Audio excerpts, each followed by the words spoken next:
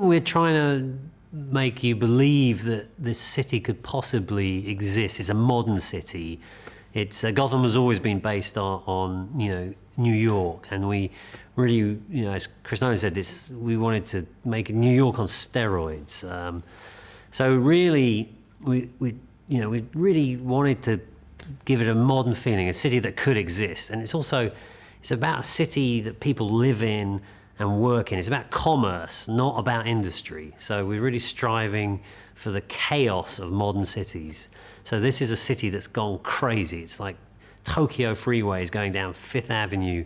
The slums are American projects that have grown over themselves, like Kowloon did in Hong Kong. So downtown LA, where the buildings have been, they're old bank buildings that turned into sort of thrift markets. It's about business, is about commerce, it's about city life goes on no matter how bad it gets.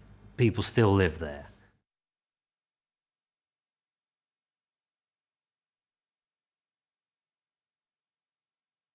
I was at dinner with Chris Nolan, and he said I might do Batman, in his very subdued way. I said, really? And he started talking about how he'd been thinking about the Batmobile and how he kind of saw it as a Hummer crossed with a 70s Lamborghini. So I went away for the weekend, and I thought, well, didn't have anything to do, so I got a Hummer and a Lamborghini and mushed them together to see what I was interested to see what they looked like. So I went back to his house on Monday, and it was like, and then suddenly he got excited, and at that point he was writing the script with David Goyer, so he called Warner Brothers and said, let's get Nathan to design the Batmobile and get started now.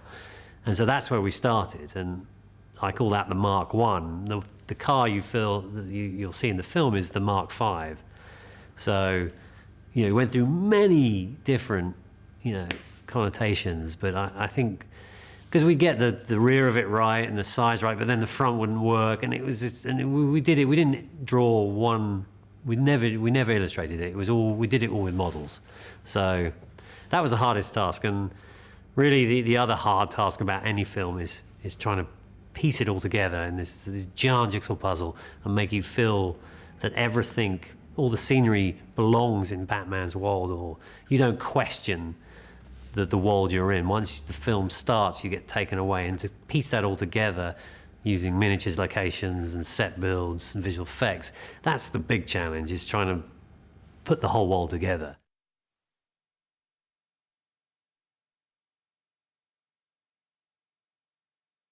I always start in a giant room with many pinboards, and we try and put up the film or ideas and locations in pictorial story order around the wall. So we try and put all this imagery up on the wall, and it's going to be thousands upon thousands of imagery. And then as the story progresses and storyboard artists get involved and the imagery progresses, location is involved, you realize what is possible to do and what isn't possible to do for real, and what needs to be a miniature. And it's choices. There's always a choice between miniature and visual effects. I mean, although nowadays you combine them both to get a better look. It's about layering.